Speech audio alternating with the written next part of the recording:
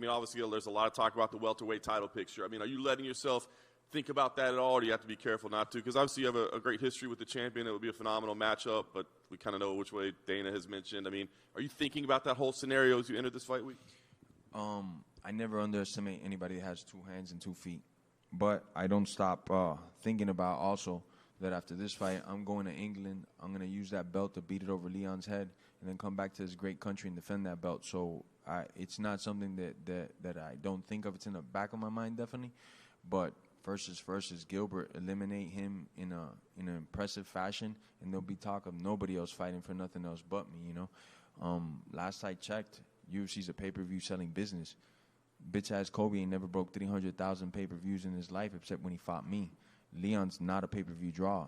All of a sudden, what, they're just putting on events to put him on? I don't think so, you know. So as long as I do my job Saturday, everything else will fall into place. Jorge, you're a promoter now, so were you kind of surprised as a promoter that Dana was so adamant Colby's getting the next shot before this fight had even played out? Because he could say, well, we'll have to see, and then that builds this fight even more. I think they're just setting the pedestal way higher for me, man. They just want me to do some epic-ass game-bred Miami shit, you know, on Gilbert's face, and then that's it, you know. The tidal wave of that night is going to foreshadow anything else that I think is going on. You know, obviously, I'm going to be rooting and advocating for myself over everybody, especially this fucking cop-culling, cupcake-eating ass bitch, but, you know, that's whatever. That I just got to go out there and do my job Saturday.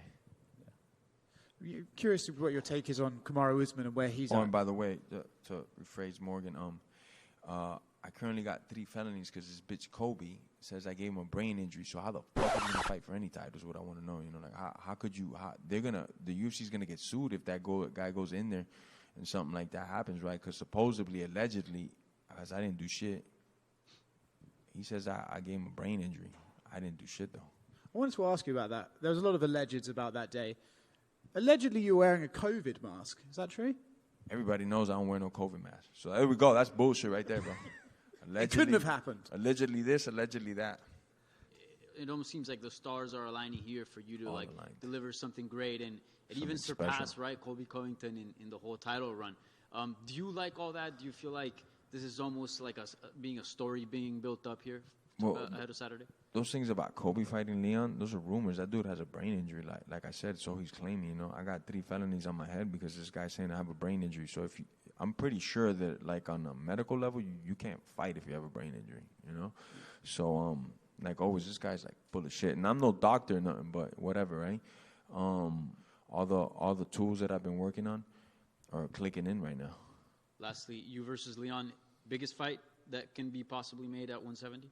Oh, definitely, you know. I mean, unless Conor's bitch ass came to 70, but that midget ain't coming up to fight me.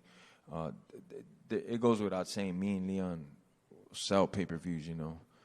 Leon and Usman, what did that do? Those numbers ain't even out because they're so shitty, I heard, you know. And it's just, you know, they're both great fighters and great tacticians and stuff, but they don't risk it for the biscuit all the time. And fans, you know, like, okay, you know, you're kind of playing it safe. You're doing the distance thing or you're doing the hugging thing and just sniffing nuts. Fans don't want to pay that shit, you know. Somebody that's a construction worker that busts his ass every day of his life, come Saturday, they want to get distracted. They want to forget about all their problems and worries. They don't want to see 2 guys just fucking hugging each other or staring at each other. So when you add me into the mix, you know, win or lose, I'm going to try to take somebody's soul with me and entertain the fuck out of you. That's the only reason why I sell pay-per-views. It's not because nothing else, you know.